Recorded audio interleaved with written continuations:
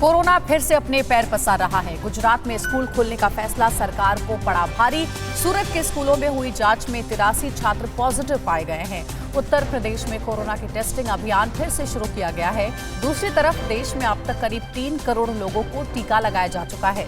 Corona और vaccination से जुड़ी खबरों के लिए देखते हैं टॉप 9 कोरोना जिंदा।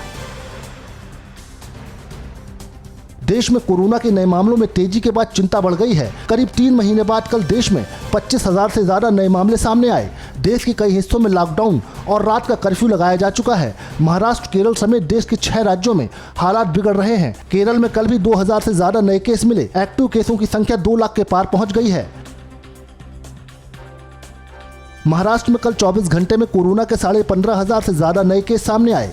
करीब 3 महीने के बाद राज्य में ऐसा हुआ है कि 24 घंटे में 15,000 से ज्यादा केस लगातार 2 दिन तक आए हों। कल पूरे महाराष्ट्र में 88 लोगों की जान चली गई।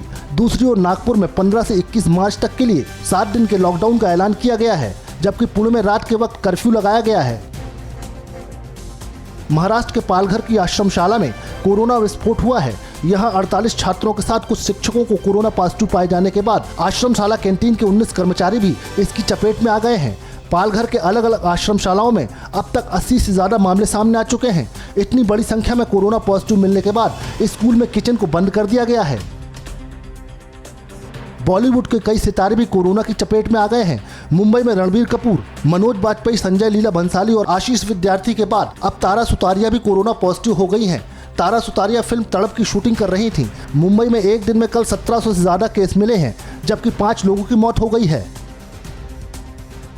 कोरोना के बढ़ते मामलों को देखते हुए हवाई यात्रियों के लिए DGCA ने नई गाइडलाइंस जारी की है। अगर कोई यात्री बार बार चेतावनी देने के बाद भी मास्क नहीं पहनता है तो उसे विमान से उतार दिया जाएगा। ऐसे लोगों को अनरूली पैसेंजर श्रेणी में भी डाल दिया जाएगा। कल दिल्ली में लगातार तीसरे दिन 400 से ज्यादा मामले सामने आए, जबकि 3 की मौत हो गई।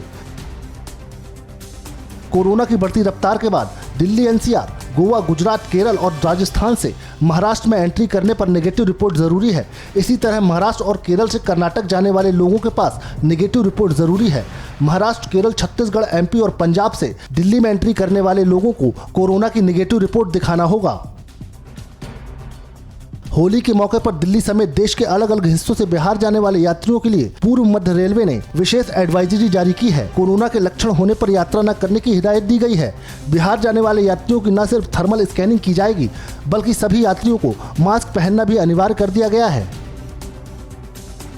छत्तीसगढ़ में भी लगातार कोरोना के नए केस बढ़ रहे हैं। हॉट स्पॉट रायपुर और दुर्ग के साथ आधा दर्जन जिलों में कोरोना के मामले एक बार फिर बढ़ने लगे हैं। दूसरी तरफ बिलासपुर के एक निजी स्कूल में 7 छात्र पॉजिटिव पाए गए हैं। छात्रों के कोरोना संक्रमित निकलने के बाद 14 दिन के लिए स्कूल को बंद कर दिया गया है। देश के जिन 6 राज्यों में कोरोना के मामले तेजी से बढ़ रहे हैं, उसमें गुजरात और मध्य प्रदेश भी शामिल हैं। मध्य प्रदेश में कल करीब 700 नए केस मिले, जिसमें से इंदौर में करीब 250 और भोपाल में 118 मामले सामने आए। शिवराज सरकार ने भोपाल और इंदौर में रविवार या सोमवार से नाइट कर्फ्यू लगाने के संकेत दिए हैं।